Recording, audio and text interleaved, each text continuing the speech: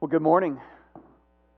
Let me welcome you to session number 2 of our 2023 Fall Bible Conference. Let me just start off by saying thank you for everyone that's been kind of working behind the scenes to make all of the different things this weekend happen. We've got a lot of meals and things like that have been planned, and people are putting in a lot of work to make that happen. Thank you as well for the crew that's just now rolling in from the coffee. So if you enjoyed your coffee, let's clap for the Reeds and everyone else who's been making the coffee happen. I was joking with Jay this morning that we have the church, like the one church in the country where the majority of the people here do not drink coffee, and I don't understand it. I've been trying to lead you people into the promised land for years now, but you want to wander in the wilderness. But there's always hope for progressive sanctification. So we are glad to be together this morning to continue our sessions, studying and looking into important truths about Scripture, important truths about the world that God has made, and how we as believers can trust the authority of Scripture and understand ways to engage people within the surrounding culture with that truth. And so we're thankful to have Jay Seegert from the Starting Point Project here with us. And we're going to have another session this evening at 6:30. And then tomorrow morning there'll be a 9:30 a.m. session. And then our regular gathered worship service will be the final session with Jay. And then tomorrow evening, again, if you hadn't made plans, please consider coming out to Tom and Karen McDonald's property and taking part with us in our family worship night. Travis Whitaker he's spending the day smoking pork butts. And so we're going to have some really good barbecue.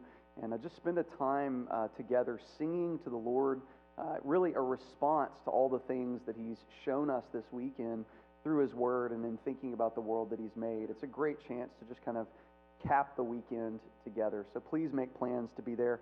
I want to encourage you to arrive a little bit early. You guys can start arriving at 5:30 so that we can get parked and go ahead and start getting food, and then we'll kick things off pretty soon after 6 p.m. tomorrow. So please consider being a part of that. I want to read a verse from Psalm 119. If you've got your Bibles, you want to click on your app to Psalm 119. I want to read Psalm 119, verse 160, and then I'll pray and we'll invite Jay up to continue in the series that he's leading us through. So Psalm 119, verse 160. The sum of your word is truth, and every one of your righteous rules endures forever.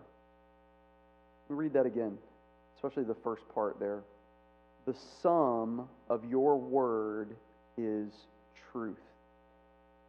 One of the reasons that we prioritize having a Bible conference every year is because we believe that God has spoken. And if God has spoken, the word that He has spoken is first, it's understandable for us. We can understand it and we can receive it.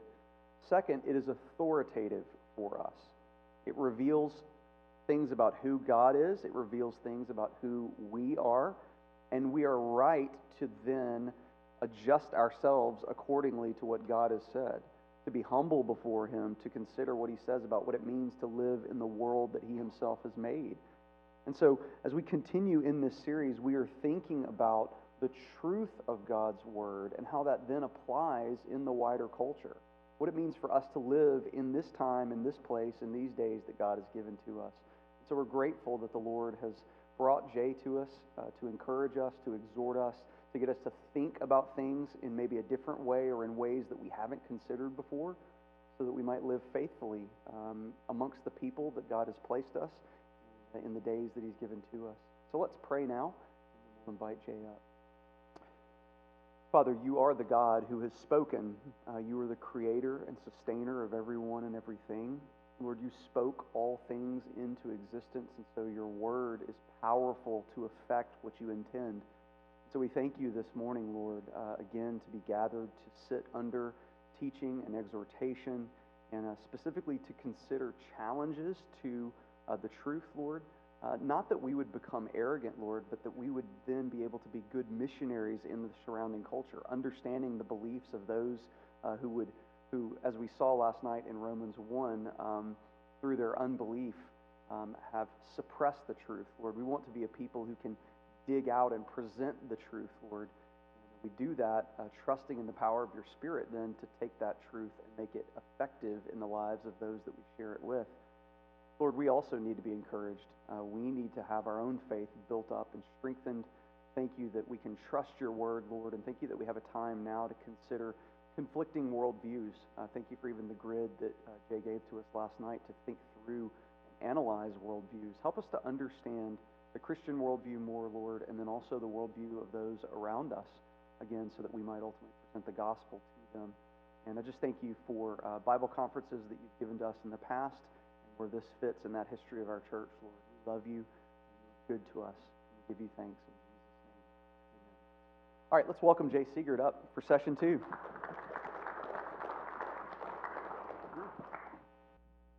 Well, good morning. For my benefit, how many of you were not here last night? A number of you. How many of you are not here this morning? And how many of you would not raise your hand no matter what question I ask? Just checking. Got another interesting talk. The talk last night was actually one of the weirdest talks that I have in my mind. I think it's powerful and there's good stuff in it, but it's a little different. It kind of makes your head spin and trying to figure out some of these things, and it takes you a while to think through all of it. This one's going to be a little bit more straightforward and really cool, especially towards the end.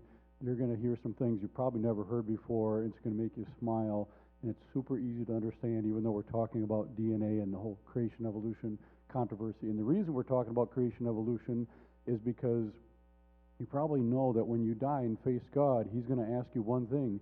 Did you believe in evolution? And if you say no, then you get into heaven, right? No, that's not the point at all.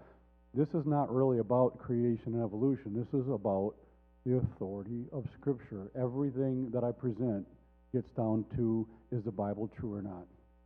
That's why we're talking about creation and evolution, because we have different worldviews out there.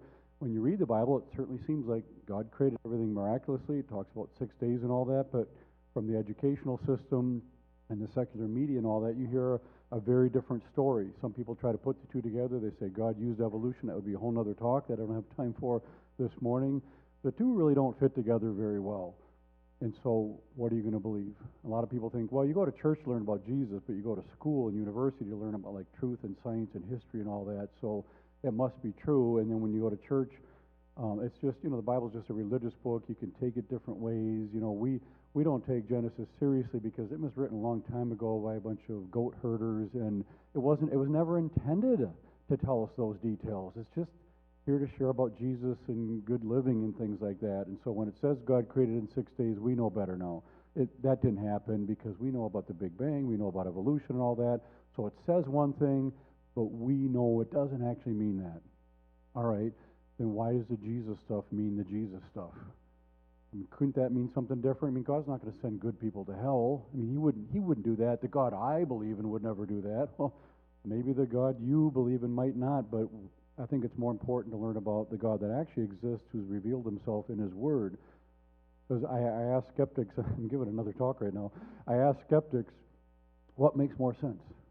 That when you stand before God, He's going to judge you based on whatever standard you came up with, or will He judge you on His own standard?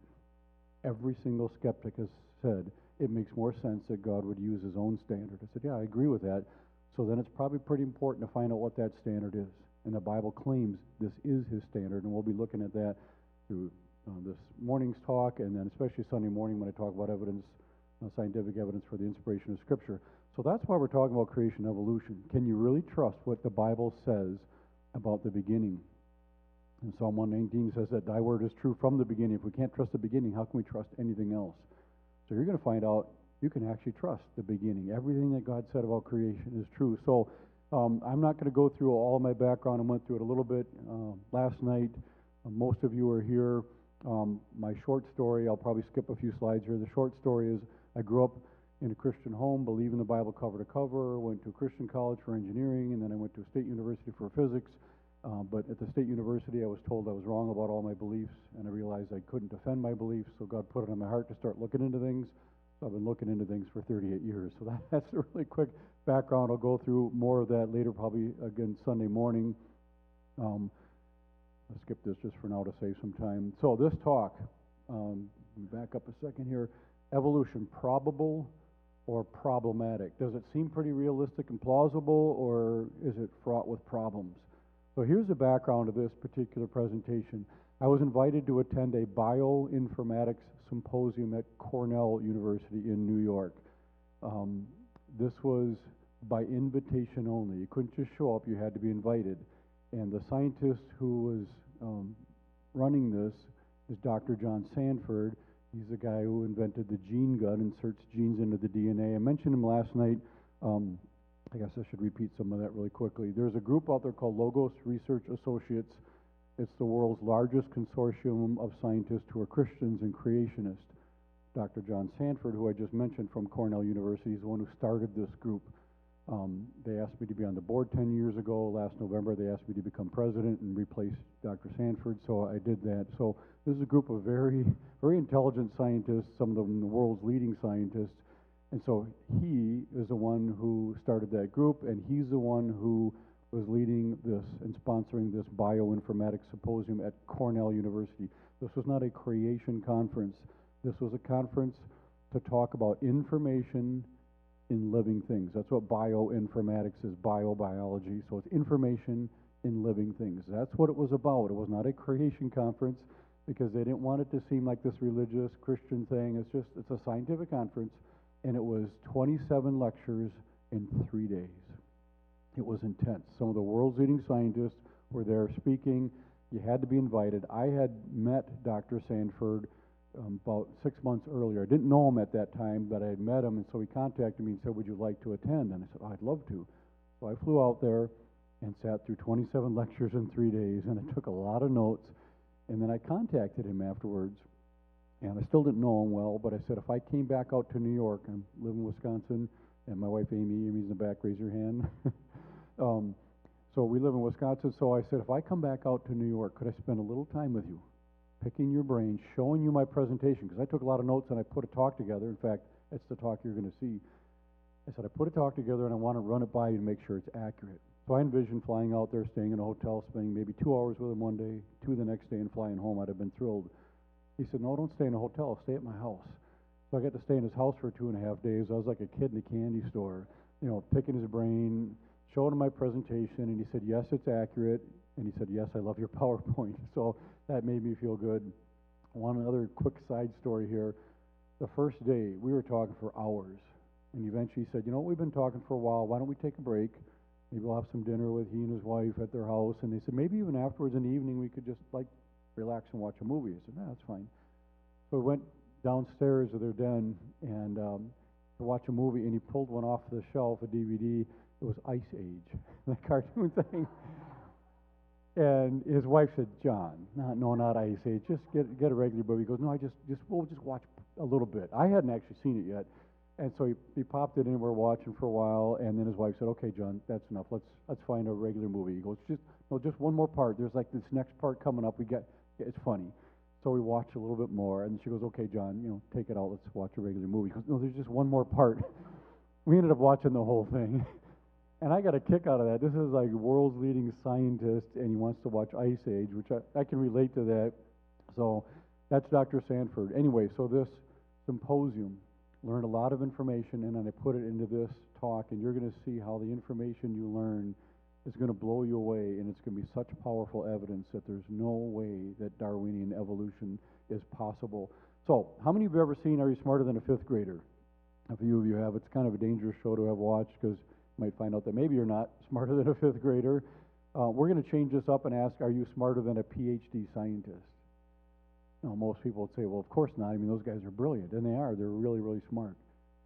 But I honestly believe after you hear this presentation, you truly will be smarter than most PhD scientists when it comes to the creation versus evolution controversy.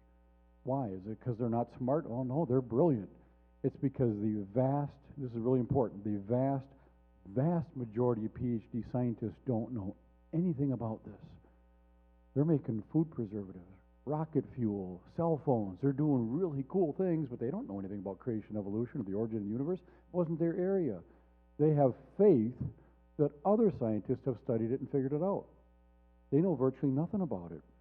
So what you're going to learn, most PhD scientists don't know anything about. even the scientists who study biology, some of them don't know this, and the ones who do, they don't want to think about it. So it's really cool. You'll be better positioned to talk about creation and evolution than most PhD scientists after you hear the presentation. Now, since we're talking about creation and evolution, especially evolution, we need to define it because this word is used in so many different ways. They'll talk about the evolution of the phone, how it's changed over time, and most of you are old enough to know that's changed pretty significantly. And they will call that evolution. I don't have a problem with that. They want to call that evolution, that's fine.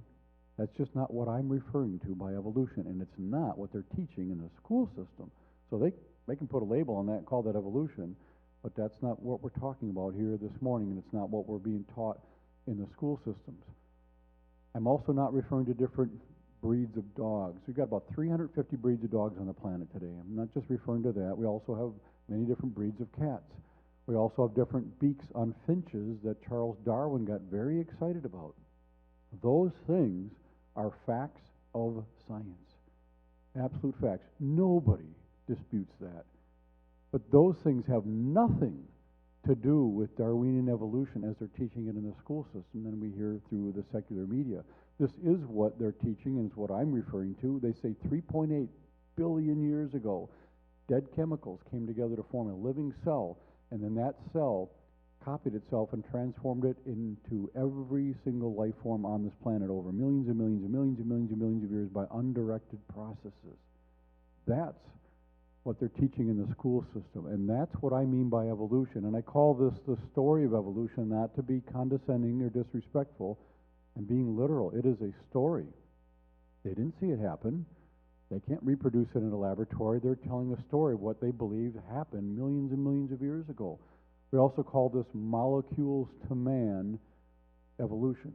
And I would highly recommend that you use that phrase. If you just say you don't believe in evolution, the skeptic's going to look at you like you're crazy. Because they're going to think, we see change all the time. Evolution's a fact. What just happened there? It's actually something called equivocation. That's just where you set two things equal that are not equal. Evolution and change. Now, evolution would involve change, certainly. But it's not just any kind of change. It's a very specific kind of change that makes things more and more complex, adding more and more information all along the way. We don't see that kind of change, but we do see change. But if you just say you don't believe in evolution, they're going to say you don't believe in change, which would make you a crazy person. If you don't believe in any kind of change, you have to be kind of crazy. We see change all around us. It's just not the kind of change that's going to turn a single cell into a human being. So here's a general premise of this presentation. Certain things, like this bright red BMW, look pretty good from a certain distance or a certain angle. You envision opening a hood and seeing a beautiful engine there. What if when you pop the hood, you didn't see an engine, the engine was missing, a bunch of wires are hanging there? So what looked pretty good at first, upon closer inspection, doesn't look so good anymore. That's what we're going to see with examining the details behind evolution. And we can talk about the plausibility of evolution. Does it seem realistic or plausible? Is it possible? And it doesn't take much imagination. In fact, here's an example. There's a lizard and a snake up there. Those two creatures are not completely different. There are some similarities there. It doesn't take much imagination to envision maybe some bumps starting to form on the side of the snake and then slowly turning into the legs over millions and millions of years. Just small changes over millions and millions of years. You can envision that. Doesn't take much imagination. But when we pop the hood later to see what's going on inside these creatures, specifically with the DNA, you're going to find out that's not possible at all. Here's a quote from Richard Dawkins. I think I mentioned him last night, arguably the world's leading atheist. He said this: you cannot be both sane and well-educated and disbelieve in evolution. The evidence is so strong that any sane, educated person has got to believe in evolution. He's saying you're crazy if you don't believe in evolution. And so imagine teachers and professors making a statement like this. And if you are a student, if you raise your hand and say, I don't really buy into all this evolution stuff, you are instantly broadcasting to everyone around you, I'm one of those crazy people. I don't know anything about science. I just believe my Bible. Who's going to want to say something like that? Most Christian students don't. They become very quiet. And then they even start wondering, like, have I got the Bible wrong? Maybe it wasn't intended to teach us the details about the beginning and all that. You got to go to the scientist to learn that. And so it doesn't really mean what it says. We eventually start questioning the Jesus stuff. I mean, I have friends, they're good people. God wouldn't send them to hell. So you can ignore the places where it says that Jesus is the only way, and pretty soon you just leave the whole thing altogether. So it's very intimidating when we're around scientists who make statements like this. Well, Proverbs 18:17 says, the first one to plead his cause seems right until his neighbor comes and examines him. We've all been in those positions before where someone makes a statement, and at first you're thinking, you can't argue with that. But then someone else comes along and they say, wait a minute, did you know about this or that or that? Oh, no, I didn't know about that. Okay, that first thing, that doesn't sound so good anymore. And I would facetiously say that Evolution 1:1 says the only one to plead his cause seems right, because no one is allowed to challenge him or present other views. This is what we have in our educational system today. Public schools and state universities, they're only presenting one view. So of course it's going to seem plausible because you're not given anything to compare it to. Here's a quote from Dr. Eugenia Scott. She's a former executive director at the National Center for Science Education. When she made this statement, she was the director. This is what she said. In my opinion, using creation and evolution as topics for critical thinking exercises in primary and secondary schools is virtually guaranteed to confuse the students about evolution and may lead them to reject it. What is she saying? We can't teach both sides because some of the students might reject evolution. We can't have that. They have to believe in evolution, so we're only going to present one view. Well, you can't teach critical thinking if you're only giving one option. So they give the impression that there's only one option out there. So if a student raises their hand and say, well, I believe that God created things. Oh, thank you for bringing that up. See, now that's a religious view. We're only here to teach science in the biology classroom, and scientists have proven evolution is true. If they ever discover there's another option, they'll let us know, but they've been studying it for years, and it's proven that evolution is true. So that's what we're teaching here in the science classroom. If you want to do the God thing, then go to church and learn about that, but school is here to teach you truth, to get a real job, to live in the real world. And again, it's very intimidating for students to be amongst quotes like that. So we don't have time for the entire big picture. If we did, we'd cover a few things, specifically the origin to begin with. Stuff. Why is there stuff here? There's an entire universe filled with matter and energy. All right, explain to me, if there's no God, how did stuff get here?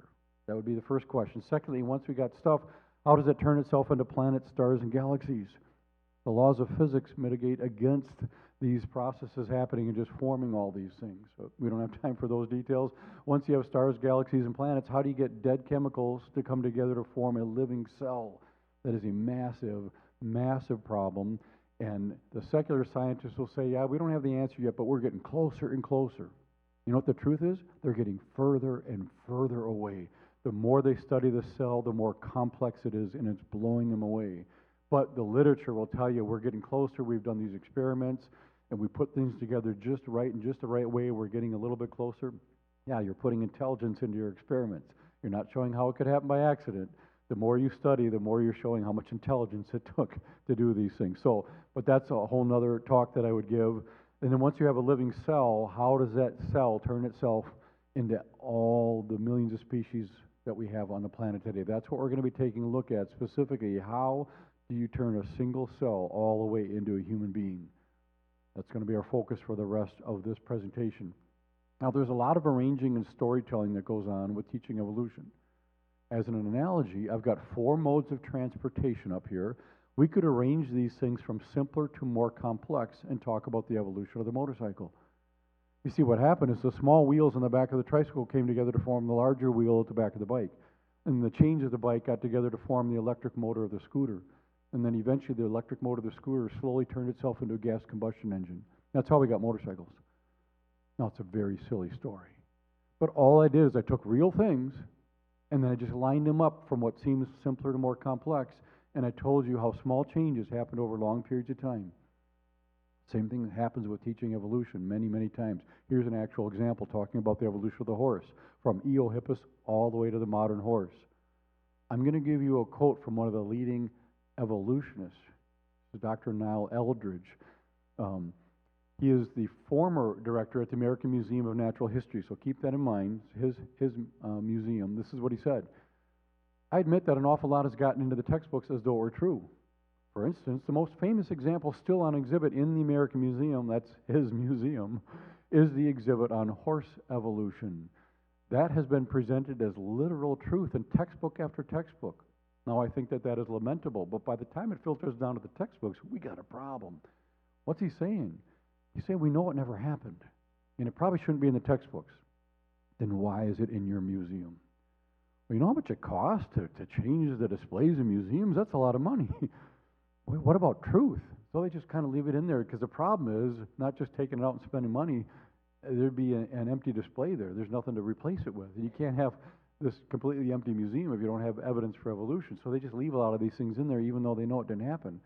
And the teachers in the school systems, I think I mentioned this before, the teachers in the school systems and the state universities are not trying to lie to us. Maybe somewhere some teacher is a professor, but the vast majority are not lying. Unfortunately, a lot of what they're teaching isn't true, but they don't even know that. They're just teaching the only thing they've ever heard. They only heard one side. It made sense to them. They go off and get a degree. They go back and they teach. So they're not out there trying to lie. They're not all saying, we know this isn't true, but we're going to lie, right? No.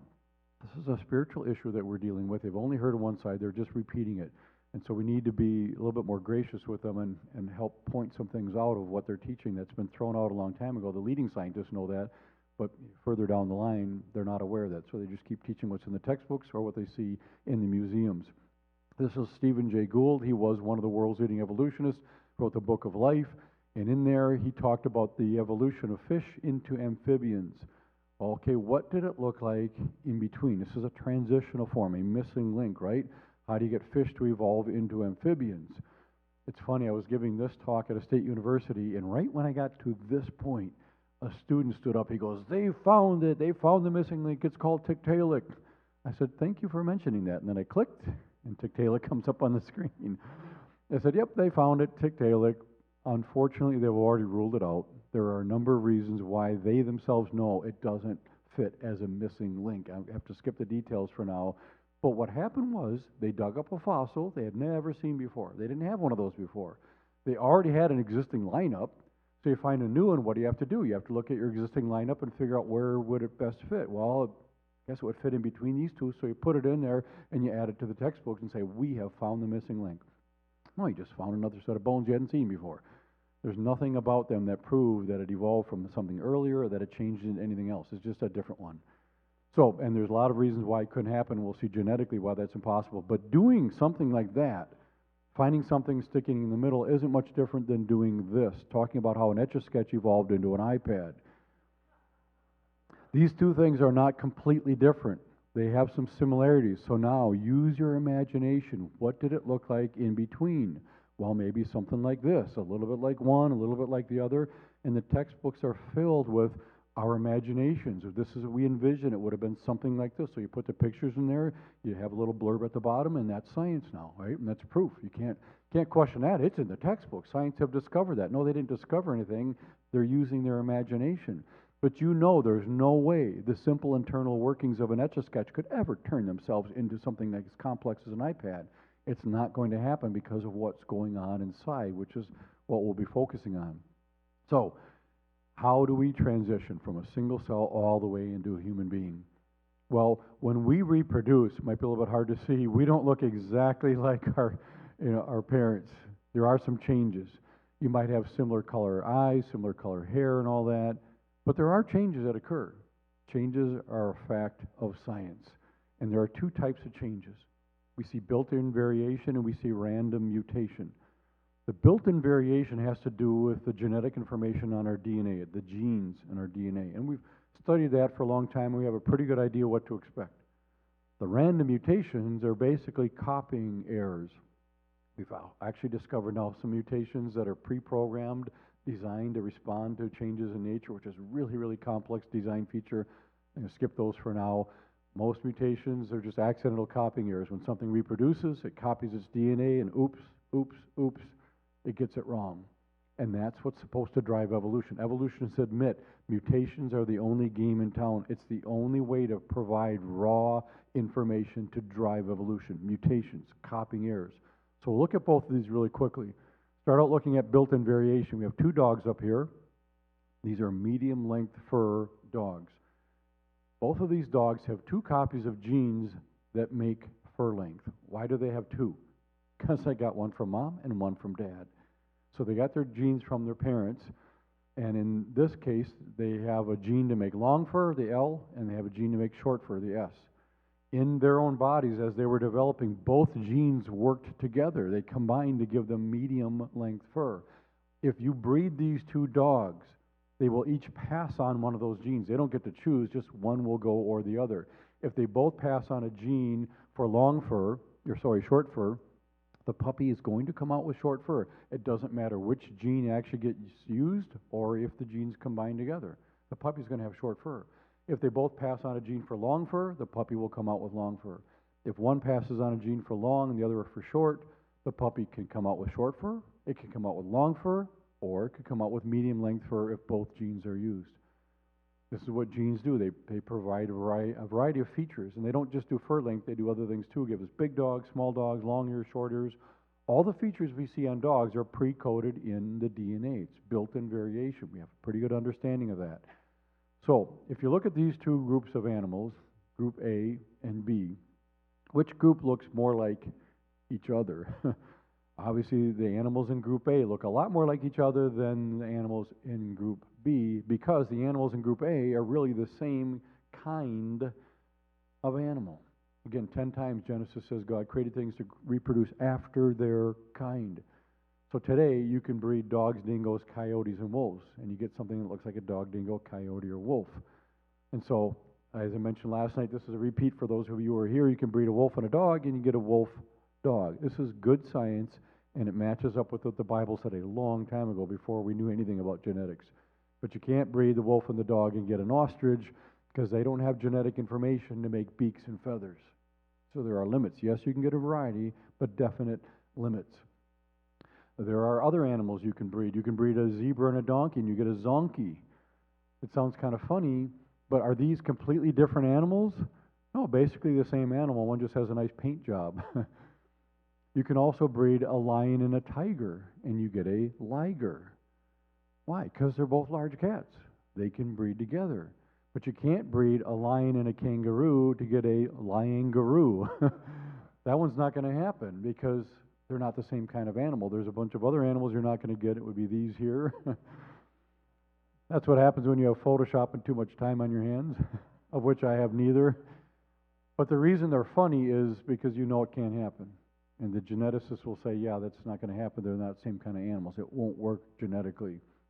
So that was the built-in variation. Let's take a look at the random mutation, these copying errors. We are now magically transformed from a Bible conference into a state university, and this is now a biology classroom, and I am the PhD biology professor. I'm going to teach you how evolution works. So that's the backdrop now. So we have a single-celled organism here that's going to reproduce. So it's going to copy its DNA and pass it on to its children.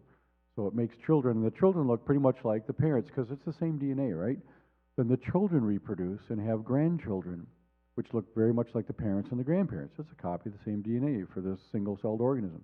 And then the grandchildren reproduce, they have great-grandchildren, and oops, something's going on here. We have some very significant mutations going on, some of which apparently are bad, some apparently are good.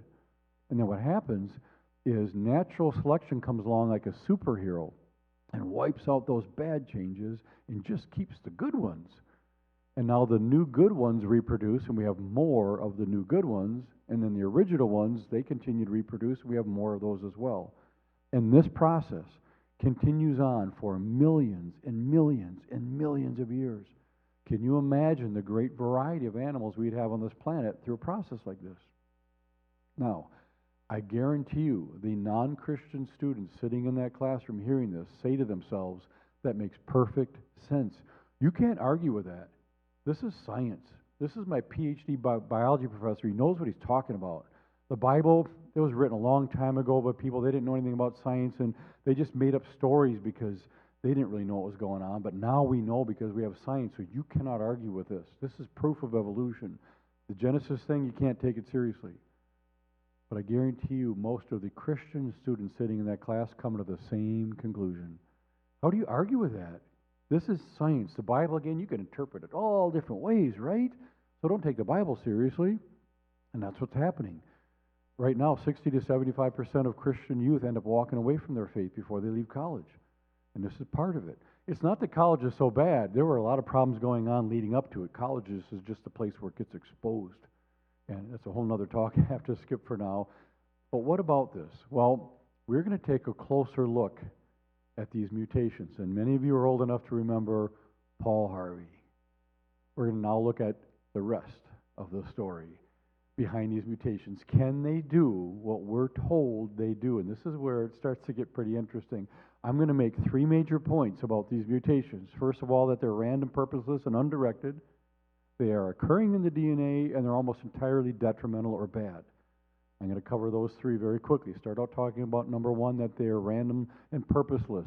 Here's a quote from Nova Online. This is a secular source talking about mutations. It's sometimes convenient when trying to make sense of evolution to think of changes within a species of having a purpose, as though Mother Nature has some intended goal that she sets out to achieve. The bacteria want to survive, someone might reason, when thinking about the declining effects of antibiotics, and so they evolve into resistant strains. Of course, there is no purpose in evolution, just random mutations within DNA, most of which are detrimental to the survivability of the organism. Those are the 3 points that I just put up on my previous slide. I actually made that slide first and then found this quote. It's like, that's cool. They're making the very point that I just made. There's no purpose to evolution. Evolutionists admit that. But the popular literature that we read gives you the opposite impression, that some purpose is going on. Here's an example, Discovery News, talking about dinosaurs.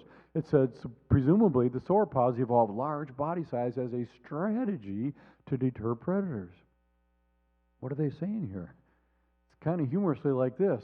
Apparently, at some point in history, dinosaurs weren't as large as they eventually came to be. So they're sitting around the campfire one night, and they're saying, hey, you guys, we need to come up with a strategy to deter our predators, or we're going to go extinct much sooner than we're supposed to. Do you have any ideas? No, our brains are too small. And then one of them says, I got an idea. What if we get some machine guns? We could shoot our predators. And the lead dinosaur says, no, we can't do that because they haven't been invented yet. It's like, okay, good point. Second dinosaur says, I don't know, what if we get on our motorcycles and ride off into the sunset? The lead dinosaur says, they haven't been invented yet either, okay? Third dinosaur says, I got an idea. What if? Just what if we evolve really large body sizes, we could scare them away? And the lead dinosaur says, no, that is a great idea.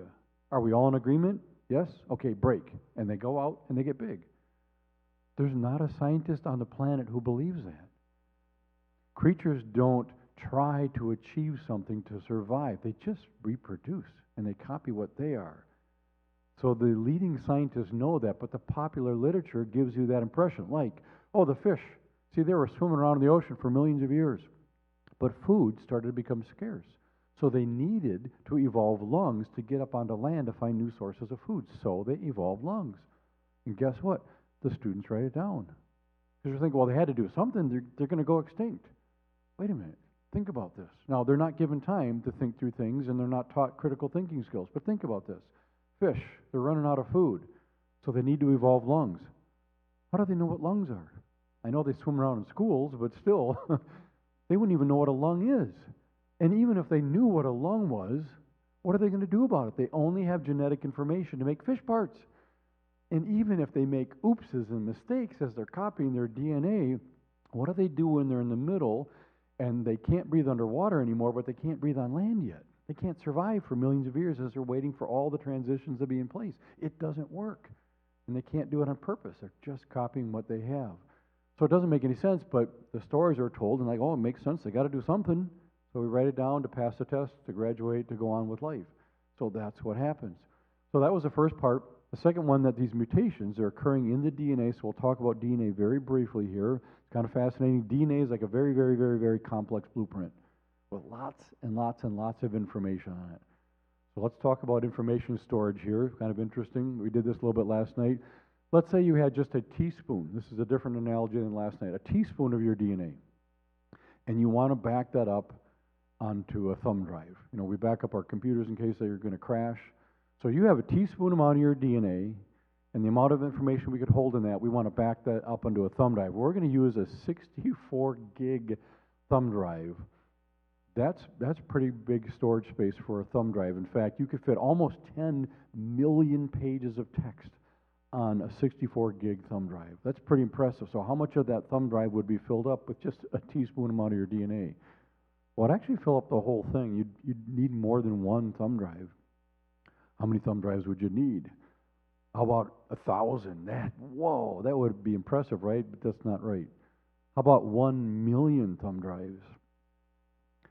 It's actually more than that. Someone would have to give you 1,000,000 thumb drives every day for 139 years. Then you'd have enough storage space to back up just a teaspoon amount of your DNA. That just blows us away. And that just happened by accident. Particles banging together over time did that. To me, that screams design. So anyway, we got to keep moving here. Now, DNA is that coiled up ladder. You've all seen pictures of it. It's like a set of encyclopedias. And some of you remember what encyclopedias are. The rest of you use Google to look up encyclopedias. But DNA is like a set of encyclopedias. And the rungs on the ladder, we call them nucleotides. So like a single rung on the ladder, which is a nucleotide, it's like a single letter. Out of that whole set of encyclopedias, it's just one letter. When you put a whole bunch of those rungs together, that's how you build words. You put a lot of letters together, you can build words. And then when you put thousands of these rungs together, thousands of those nucleotides, that's how you build a gene, which is like a chapter, a single chapter in the whole set of encyclopedias. That's what gene would be. And then when you put thousands or tens of thousands of these genes or chapters together, you build a chromosome. You've heard of chromosomes. That's like a single volume of the whole set of encyclopedias. That's equivalent to like one of those books. And then when you look at the entire genome, the entire DNA, that's like the entire set of encyclopedias. It's the human genome. So for people, the human genome is just all the information we see on our DNA. That's a little biology 101. We'll keep moving here. We get to the last portion, which is the most interesting. These mutations, these copying errors, are almost all detrimental or bad. And this is, again, where it gets really interesting. So we're going to talk about the story of evolution. So let's say you had a biochemistry textbook, very technical, a lot of information there. Well, that's about how much information is found in a single-celled organism.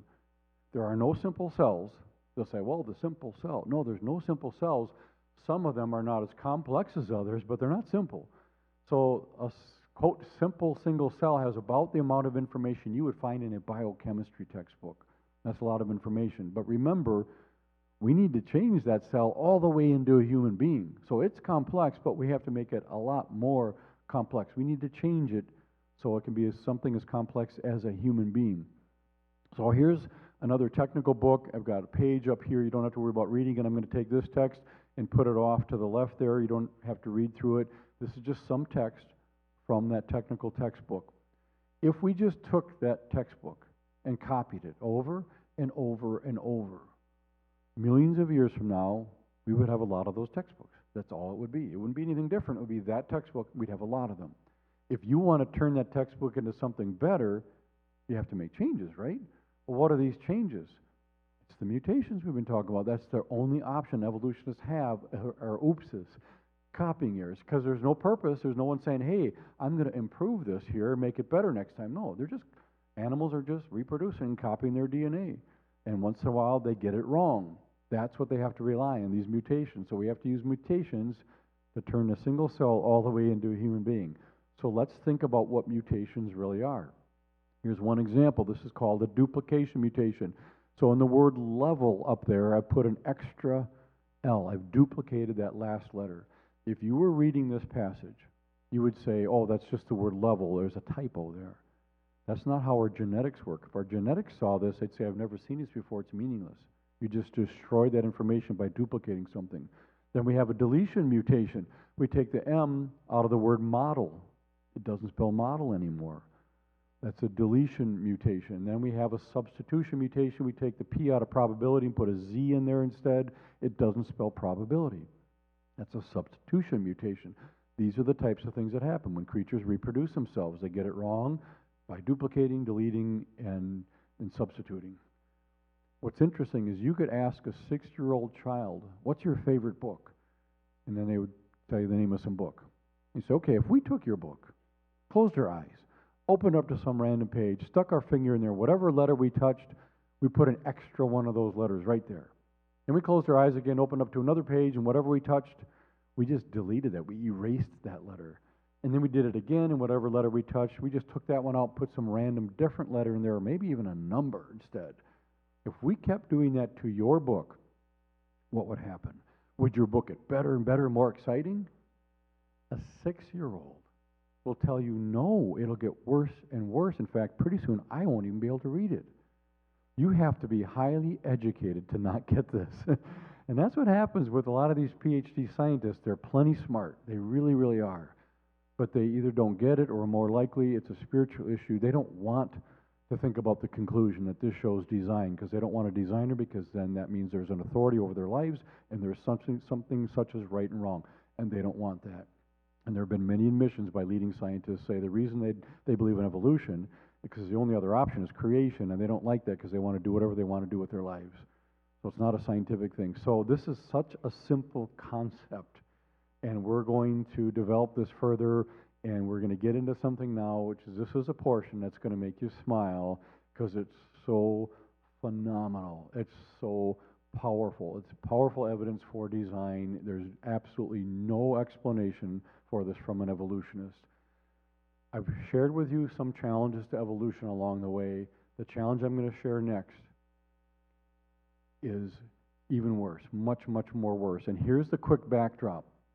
If evolution is true, as they're teaching it in our school systems and state universities, they're not teaching that things kind of evolved over time, but when it ran into a challenge, that's where God kind of like helped it move along, like get life started and then backed off and then helped out here. No, they're saying everything happened through nature, natural, undirected processes. Okay, which means there was a big bang, somehow something came from nothing and it expanded and formed our universe. So hydrogen and helium started moving out, and then eventually you got heavier elements, and particles just kept banging together over time, and now here we are. That's what evolution really believes in, the Big Bang, and then particles banging together, and here we are. So you have to think through, how do particles just banging together do everything you are about to see? And it is a huge, huge challenge, and it has to do with what we call information structure. How is the information actually written on the DNA? And again, I'm going to keep this very simple, but it's very, very powerful. So let's say you're looking at a segment of your DNA, you're reading it, and it spells out the phrase, was it a rat I saw? Now in English, we read from left to right. But you may notice, you can actually read this backwards too. Was it a rat I saw? It's called a palindrome. You're probably familiar with them. Maybe not all that meaningful, but kind of fun. You can read it forwards and you can read it backwards. This is what we've discovered about our DNA. Much of it can not only be read forwards, but it can also be read backwards. That's pretty complex. But guess what? The challenge for evolution is worse than that, because that was the same message both ways. You don't get additional information by reading it backwards. It was the same message repeated. That's not what our DNA is. It's not the same message. So take a look at this example, the word desserts. You flip that around, it spells stressed, which is what I get when I don't get desserts. So you got two messages, forwards and backwards. But again, we need to constantly improve the information we're seeing so we can eventually get a human being, right? So we need to improve this. Well, how do we improve it? We make mutations. Well, let's just do a deletion mutation here. We'll delete the T. It doesn't spell desserts. But it also now doesn't spell stressed, because when you read it backwards, it destroyed that message as well. So one random change messed up two messages, because you can read it forwards and backwards. But guess what? Our DNA doesn't have little words that you can read forwards and backwards. It has up to entire chapters of complex instructions that you can read forwards and backwards. And while your head is spinning, let me give you an analogy so you know what I'm talking about. Let's say you all have a job working for a cell phone company, and it's your training to write the instruction manual to give to the manufacturing plant so they can make the phones. That's what you do. So your boss comes to you one day and says, I got a project for you. I need you to write the chapter in the manual that explains how the phone is going to download apps from the web.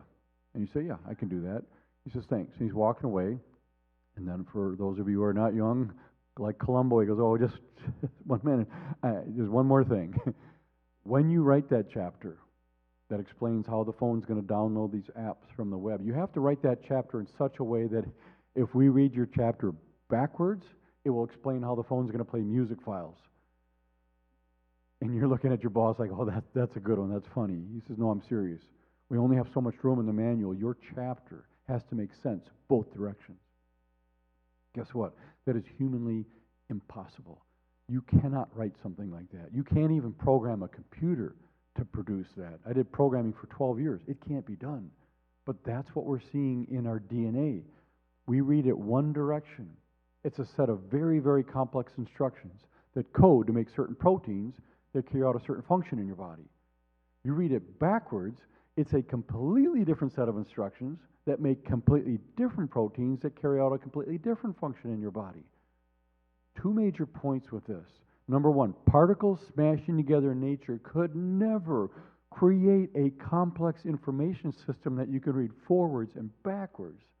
And secondly, even if you had something like that and you copy it and you make random changes to it, you're not going to make it better and better. You're going to make it worse and worse. But the challenge for evolution, it's even worse than that. We have overlapping information in our DNA. So I'll get this phrase up here, I like chocolate later that evening. Sounds kind of strange because it's two phrases that overlap. I like chocolate, which is true, and then later that evening. It overlaps in the middle. They share the letters L-A-T-E. It's an overlapping message. This is what we have in our DNA. So let's improve this thing. Let's make another random mutation. We'll just randomly take the E out and put a Z in instead. Guess what? It doesn't spell I like chocolate. It doesn't spell later that evening. One random change messed up two messages because they overlap. But we don't have in our DNA messages that overlap by a few letters. They overlap up to entire chapters of instructions that overlap each other, which is just, it's mind-boggling. But guess what? The challenge for evolution gets worse than that. We have spliced information in our DNA. Same phrase, I like chocolate later that evening. Let's underline a few segments and then bring them down below. And it spells I like her hat. It's a spliced message. So you take a few chunks from here and there, put them together, you got an additional piece of information. Let's introduce one of our wonderful mutations. We'll just delete the H up there. It doesn't spell I like chocolate, but now it doesn't spell I like her hat either. You messed up the main message and you messed up the spliced message. And this is what we have in our DNA. But we don't have just a few letters that you can put together that way. We have up to long sentences and short paragraphs that can be spliced together. Let me give you an analogy quickly.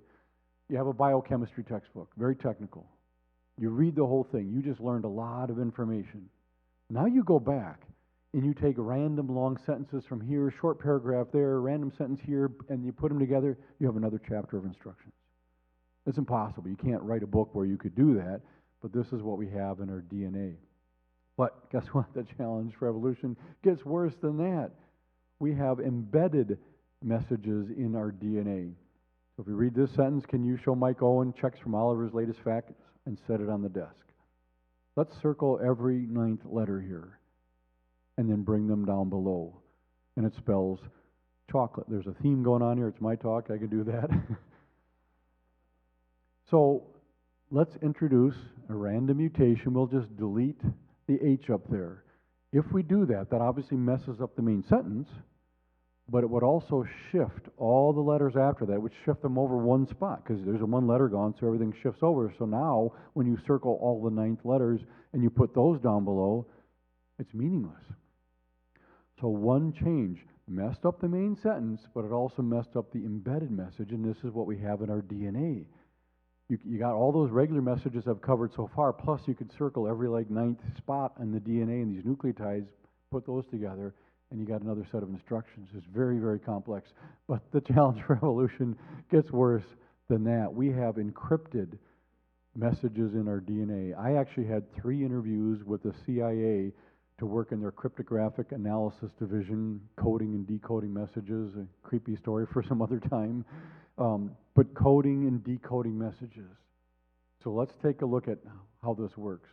So I have a quote phrase going across the top of the screen here. It doesn't seem to have any meaning. But what if you found out there is an encryption key, meaning everywhere there is an H, it's really an A. Everywhere there's a B, it's really a C. Everywhere there's a Y, it's really a T. So now you make all these substitutions and you find out it spells out this is an encrypted message. That's one way of doing data encryption. There are other ways too. It's very, very complex. So let's take a break and think through what would be required to create an encrypted message system, keeping in mind there's no God, no creator, no designer. Particles are banging together in nature over time. What would these particles have to do to come up with an encrypted message system? There's a number of things they'd have to do. Number one, they would have to come up with a language system using symbols. So when we have three sticks like that, if they come together this way, we have to establish the encryption key that we talked about. After that, you have to be able to create the system that does the coding and the decoding. And then lastly, you have to develop the ability to read and carry out these instructions, or the whole thing's useless.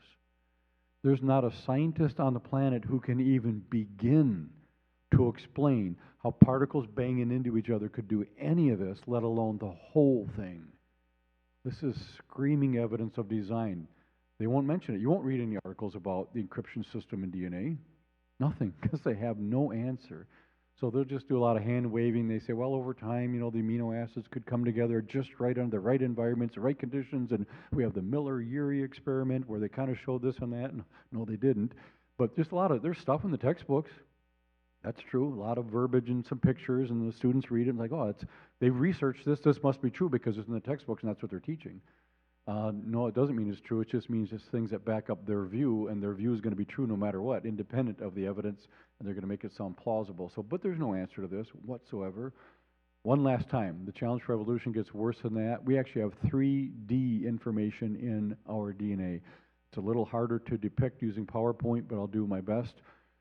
When our DNA makes proteins, which carry out all the functions in our body, it's a very, very complex process. And they don't make these little mini ladders. Proteins aren't these little mini short ladders. They're very, very complex three-dimensional folds that go through this ribosome thing. It's just, I wish I could show you a video of what goes on. It just would blow you away. It's very, very complex three-dimensional folds, kind of like a lock and a key. It has to fit together just right. If these things don't get folded just right, they're useless. And then they're disassembled and the components are reused later. So what I'm going to do is put 7 random words up on the screen, and then we're going to fold the words. And by folding for PowerPoint, I'm just going to stack them on top of each other. So we take the 7 words, stack them on top of each other. When we stack them that way, you'll notice an additional piece of information shows up. You read up and down the word success. So that's, in a sense, a 3D piece of information that shows up when you fold it right. Obviously, if we deleted letters, changed them and all that, that's going to mess everything up. But if you don't fold them right, you fold them a little differently, you lose that piece of information. So it's very, very complex, and we have 3D information because you've got all the information I already talked about. And then when something gets folded, something that was over here gets folded on top of the thing that's over here. Now they're next to each other, and you can read up and down. And you got additional pieces of information that show up after it gets folded right. And something has to know how to fold it, which has to be pre-programmed to know how to fold it. It's just really, really, really complex. But we are taught all that just happened on its own. Particles just kept banging together, and here we are today. Which is, if that's all there is, there's no God. Particles are banging together. Why do the particles banging together in my head like the Green Bay Packers so much? Why do particles like anything? Particles can't like something, they're just banging together. But my particles actually like the Packers, even though we're going downhill for a while, because quarterback situation, that's a whole other story. I don't have PowerPoint on that. So, but it doesn't even make any sense why particles would have opinions. And how can anyone's particles explain the history of all the other particles in the universe? It doesn't make any sense. If we're created, we could have the ability to understand God's creation, but if there's no God, it makes no sense whatsoever. So wrapping this up, certain things do look pretty good from a certain angle or certain distance, like the bright red BMW. We envisioned opening the hood to see the beautiful engine. We just open the hood on evolution and find out that the engine's missing. There's nothing to drive evolution. Here's a quote from a geneticist. He said, genetics has no proof of evolution. It has trouble explaining it. The closer one looks at the evidence for evolution, the less one finds of substance. In fact, the theory keeps on postulating evidence, but failing to find it, moves on to other postulates. Fossil missing links, natural selections of improved forms, positive mutations, etc. This is not science. And then one final quote you may have heard before. In the beginning, God created the heavens and the earth. As soon as you say in the beginning, God, you cannot possibly say that something else isn't possible. If you're willing to accept the existence of God, everything is possible. And with God, nothing is impossible. So, but if someone says, well, I don't believe in God, okay, well, that's another issue. Let's talk about that. But as soon as a person says, well, sure, I believe there's a God, but this couldn't happen, and that can't be true, and that can't be true, based on what? You may not want those things to be true, but you are not in a position to say that certain things are not possible. If you're willing to accept God, everything's possible. And again, how would you know who created us? I mentioned that last night. You can't know who created us by looking at DNA. All you could do is know that some super intelligence did this, but you wouldn't know who, why, what, when, and what he wants from us unless he left us a note. And we'll be talking about that tomorrow morning, evidence that this isn't just some made-up thing. This is directly from God, telling us a bunch of stuff we couldn't possibly know on our own by just looking at nature. We can know that God exists, but we wouldn't know who this God is, what he wants from us, unless he left us a note. So tomorrow morning we'll be talking about that note. So winding down here, was evolution probable or problematic? Hopefully you caught most of that. I don't expect you to remember all the details, but you should be very, very confident that you can trust God's Word cover to cover. Instead of being intimidated by science, you can say, no, you love science, because true science always confirms what God's been telling us all along. So really quickly, we'll do just a few questions of Q&A. I didn't really highlight the resources last night, so I'll do it very quickly here. Almost everything we have is free, which is really exciting. A lot of ministries are trying to figure out how much do they need to raise their prices on things.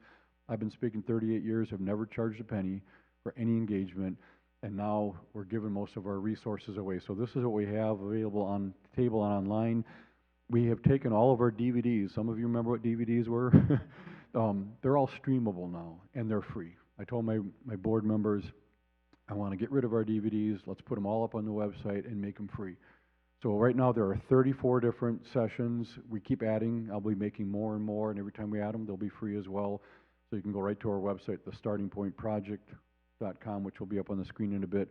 34 different sessions, including this particular talk. It's up there. Talk on the inspiration of the Bible, talk on the flood, which I'm giving tonight, and talk I gave last night is up there. So that's all up there for free, all streamable. Also, I started in February, I mentioned last night, started doing a podcast, a weekly podcast. A new one came out yesterday. So every week I come out with a new podcast. They're about 30, 35 minutes.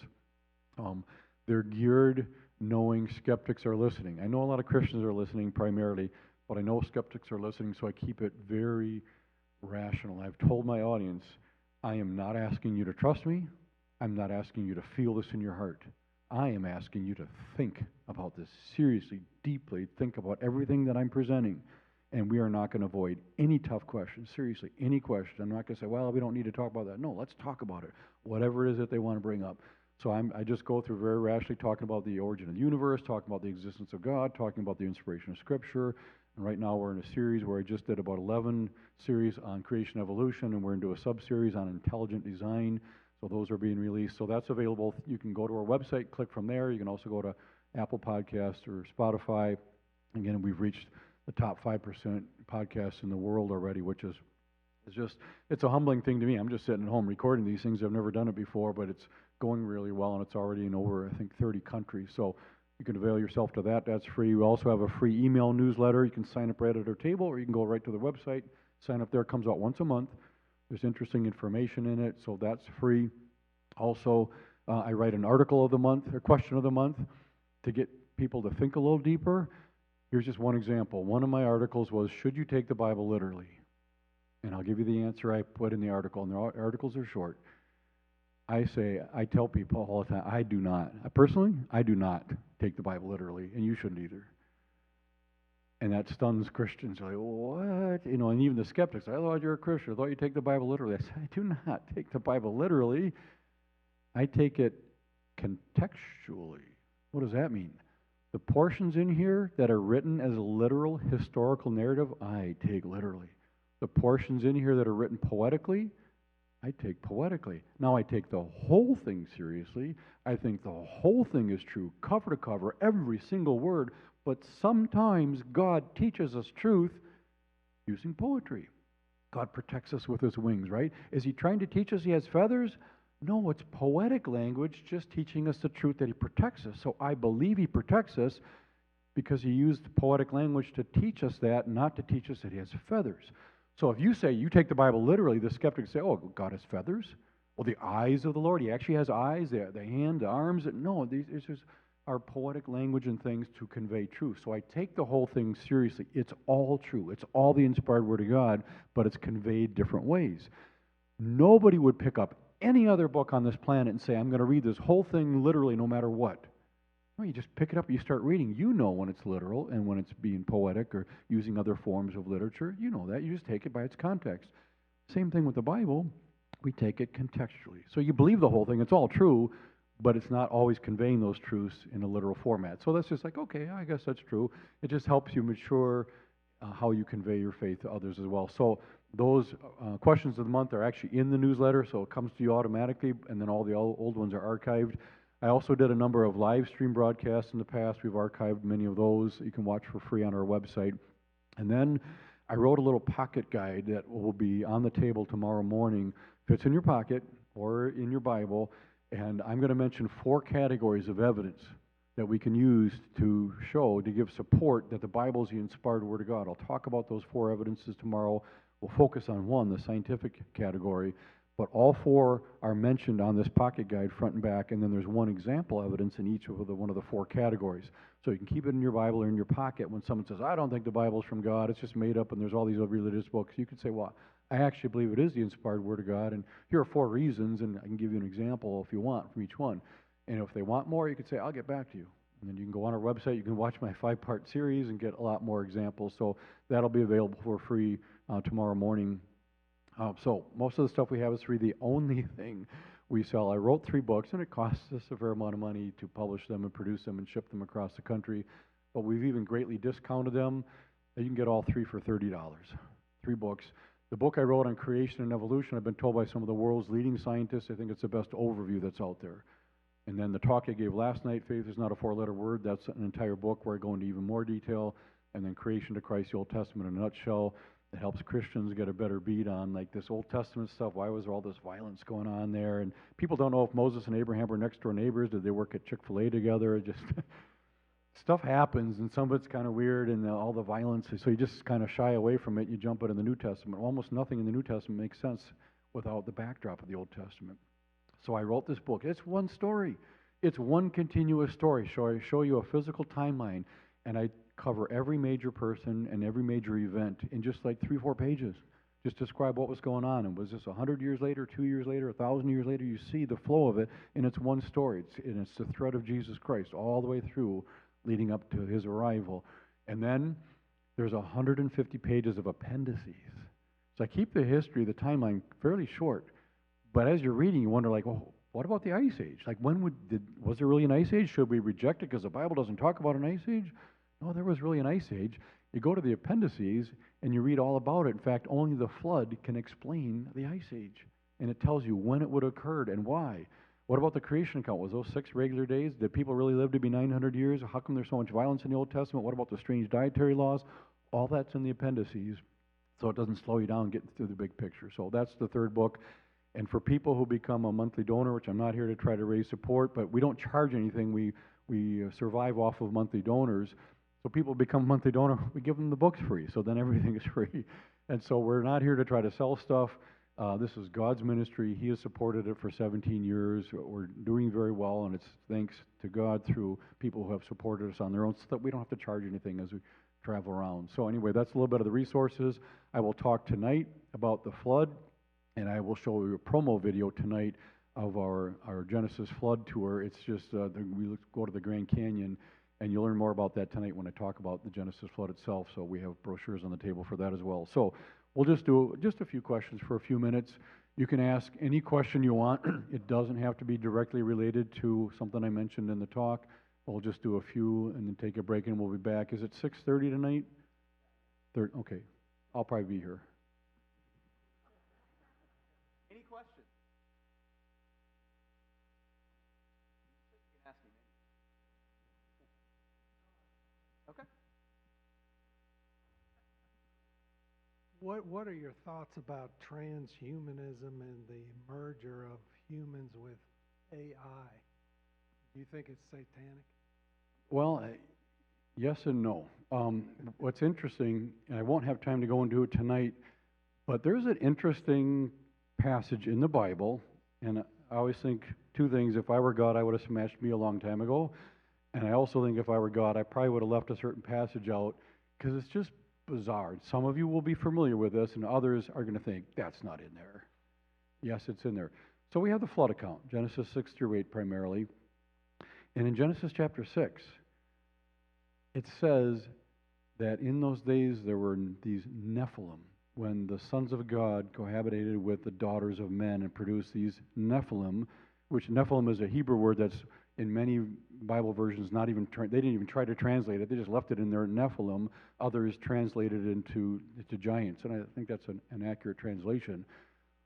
So God inspired Moses to say that before the flood actually happened, there were these giants in the land, and one of the reasons for the flood is, wiping them out, but it was mainly God's judgment on mankind's sin. So you got these giants. What's that all about? Well, I'm not going to go into the details. There are two primary views on the Nephilim. Some people say, well, that was just the offspring of Seth, and they became evil. Personally, I'm just giving you my opinion. I'm not quoting scripture right now. I've studied it, looked into it, over 38 years. I don't think that really lines up well. If someone wants to believe that, that's fine. I won't even argue. I don't care. I think it much better fits the scenario that fallen angels, the sons of God. The sons of God is a phrase in the Old Testament. Every time it's used, it's referring to angels. Sons of God cohabitated with the daughters of men. The daughters of men, that's straightforward. Everyone knows that these are women. So it gives you the impression in this passage, which again I would have left out, but God said He puts it in there, these demonic beings took on human form, which in the Old Testament, many times angels appeared and people didn't know they were angels. They just thought they were regular people. So these fallen angels took on human form and had offspring with these women. But these offspring were like, transhumanism in a sense, demonic and human. So the offspring were these Nephilim. They were literally giants. We don't know how tall they were, but they were probably really tall, giants. And I believe it was, again, this is, you're getting my opinion here. You can have your own. If you don't believe what I say, that's fine. It's not that critical. But I believe you've got the scenario of God creating everything and it's perfect. Adam and Eve are perfect. Satan gets into that garden, and you'll see as I talk about this tonight, and he gets Eve to question, hath God said? Did God really say that you can't eat of any tree in this garden? I'll talk about that more tonight. But Satan got Eve and Adam to doubt God's word. He wanted to ruin God's plan. Satan had already fallen. He knows he's messed up. Now he wants to get back at God and mess with His creation. And he gets Adam and Eve to disobey God and separate themselves. Well, the flood, at the time of the flood, almost 1,700 years later, things were so bad, God says, that's it, time's up. I'm judging this planet. That's it. I kind of regret I even created these people. It's gotten so bad. And I believe that one of the reasons it got so bad was this was Satan's attempt to demonically taint human seed. If human seed is demonically tainted, how can the Messiah come through a demonically tainted seed? So I believe it was his attempt to do that. And it's also interesting, and to me, this all ties in. It says that Noah was perfect in his generation. Now, there's no way that means he was sinless. We know that's not what the passage is saying. We've all sinned. So it doesn't mean that Noah was sinless, but it could be a reference that he was not tainted. His genes weren't tainted by any of that. And then his kids weren't either. And so you've got Noah and his wife, Joan of Arc, and then there are three, just kidding, there are three sons, but their sons were all married. Unless you watch the movie, then it's Noah and his wife, three sons and one wife. The movie got one thing right. The guy's name was Noah, but that's about it. So anyway, you have three sons and three wives. Were the wives tainted? Bible doesn't say anything. We don't know. It could be because we know fast forwarding when they're moving into the promised land, there are giants in the land. Where did they come from? I won't go into that right now, but I believe that the flood partially was wiping out these Nephilim. It was God's judgment on sin in general, but things had gotten so bad it was out of control. God said, that's it, my judgment is coming. The reason I bring any of this up is not really to talk about the Nephilim, but to talk about this. Jesus, he was asked, when you return, you let us know. And he said, no one's going to know the day or the hour, but you'll know when it's soon, when you see these signs happening. And Jesus said, as it was in the days of Noah, that's how it'll be before I return again. Well, things were so bad back then that it caused God's judgment of the flood. And you have this tainting of mankind with satanic stuff going on, so bad it caused God's judgment. I think today we all know of things have always slowly been getting worse morally, and I'll mention that I think again tonight. Yeah, we're just kind of used to that. It was kind of going downhill a few years ago. The wheels fell off, and it just went nuts. Things are crazy around us. So now morally things are just off the charts. Plus we have the transhumanism going on, where they're trying to take technology, infuse it with human biology. That effort in and of itself isn't necessarily wrong. It could help us with certain diseases and challenges. So there's really nothing out there that is in and of itself right or wrong, but it can be used for evil. Most of the things today, can be used for good or bad. And so the transhumanism, I think, will largely be couched in, oh, this is a good thing because we can live longer and we can replace body parts and we can do this and we'll be smarter, we can share information, but ultimately it will be used for evil to control, because if you are melding mankind's biology with human technology, someone's got to design it. Just like with AI today, it's programming. I did programming for 12 years. AI is programming, and it will spit out what the programmers want it to spit out. So when you ask AI, hey, tell me all about this person or this event, they're going to tell you what they want you to know, and they will filter out what they don't want people to know about. And so you talk about politics, you talk about religion, who's Jesus Christ? So Jesus Christ was a person who lived that some people thought was the Son of God. They aren't going to give you the evidences that he really was the Son of God and he rose again on the third day. They're not going to tell you that. They're going to filter out and just give you what you want because it's programming. So this AI stuff, I think, is largely going to skew towards being satanic and demonic and not a good thing. So we need to be careful. We don't want to just pronounce the whole thing as evil. We have to ask who's doing it and what is their goal, how are they trying to use it. But I think it also lines up with things starting to go off the chart, which would be the timing of Christ returning for another judgment, which he said is not by water the second time, it's by fire. And I'll talk about that tonight. So the whole transhumanism thing, it's happening. We're not going to stop it. God's not asking us to stop it. He's asking us to share the gospel with those around us.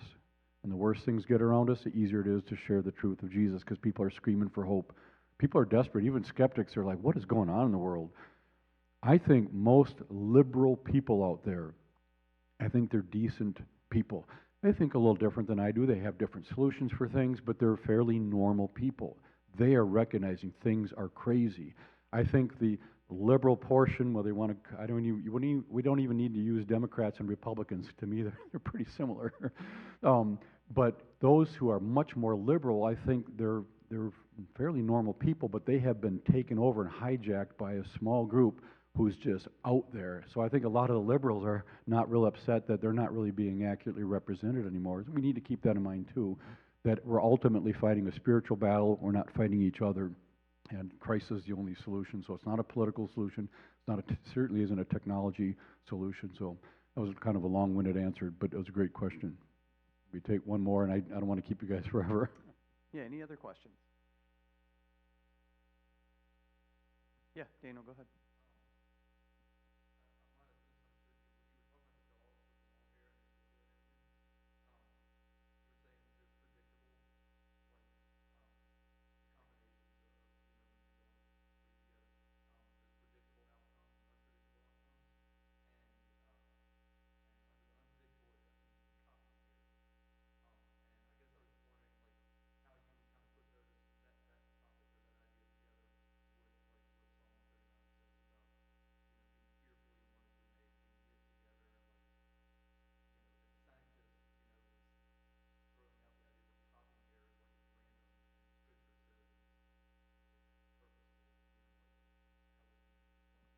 Sure, two things going on here. We're fearfully and wonderfully made, Psalm 139, and then we see copying errors.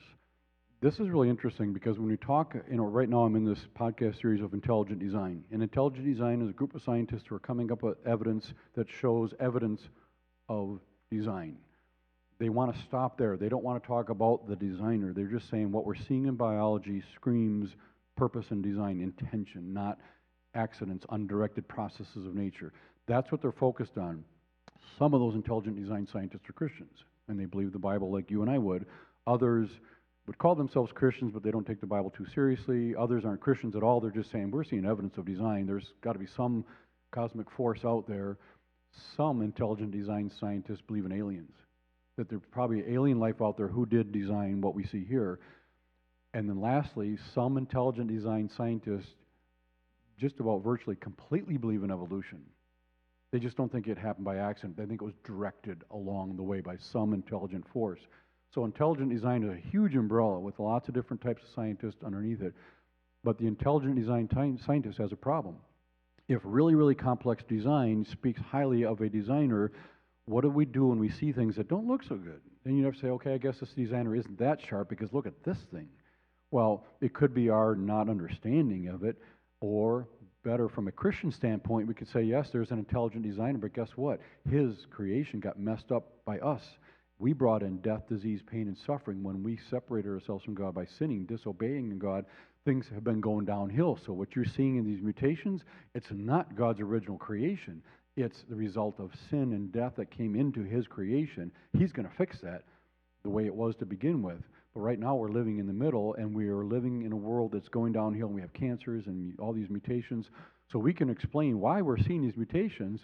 The point would be that these mutations aren't making things better and better, which the evolutionist has to say, yes, they're random copying errors, but that's what makes things better. We're saying, no, they're random copying errors because a curse came into God's creation, and things are going downhill, and the downhill is not making them better. It's making it worse and worse.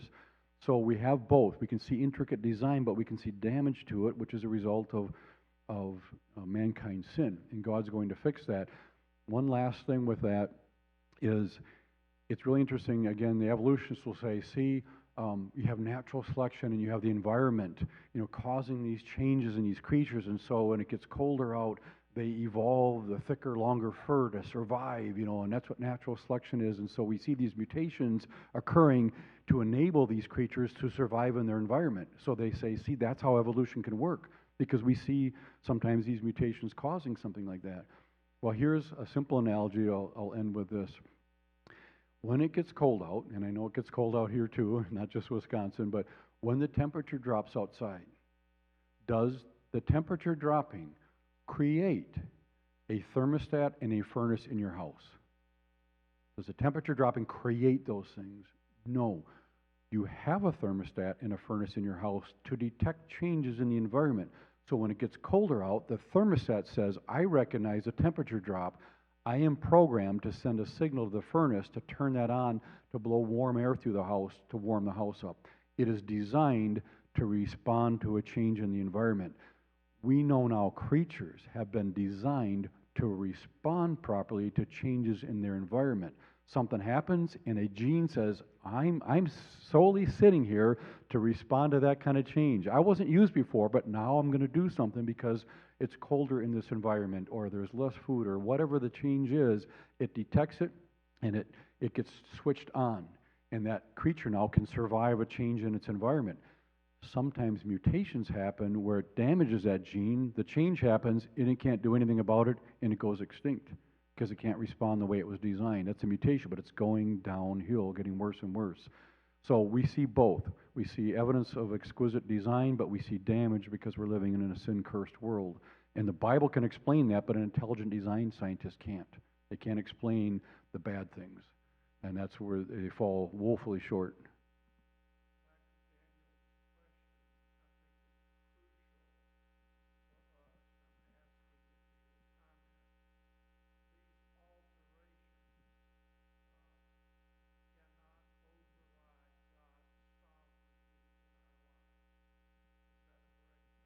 Yes, we could make changes within limits to our genetics and all that and try to achieve what they might deem as being, quote, better, but they're not going to override God's sovereignty. God has a plan.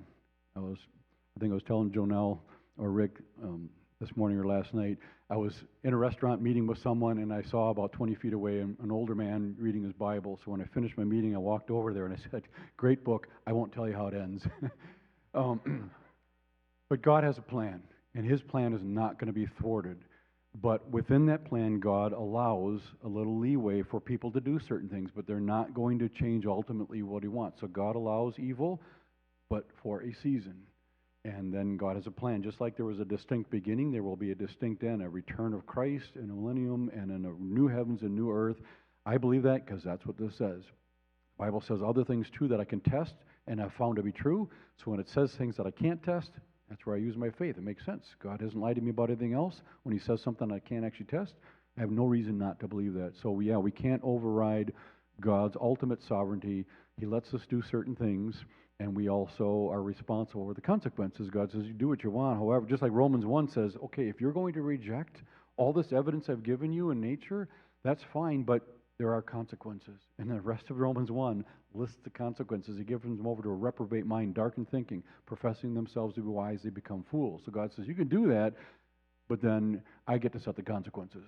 And so that's what we're seeing today. So we can make some of these changes, but we're not going to ultimately thwart what God has planned for mankind as a whole. So, thank you. Let's thank Jay for this morning. Again, Jay and Amy are going to be at the back, so if you have any questions, they would love to talk to you. I'll let you guys go ahead and go back. Please stop by and check out the resources they have. Let's stand, and we'll conclude with a brief prayer and a benediction. Let's pray. Father, we do thank you for all of these things that you're putting before us, and there's a lot to take in, and so, Lord, I pray that you would give us understanding. I pray, Lord, that as we think about the ways that you've designed us, I thank you, Lord, even just thinking about the complexity of the universe on a vast scale and the complexity of our biology on a microscopic scale, Lord, all of that declares your glory. And so we give you thanks for putting these things before us to consider in our minds and hearts. May we recognize you as our Creator, Jesus as our Savior and Lord. We pray all that in his name. Our benediction comes from John 17:17. Sanctify them in the truth. Your word is truth. Amen.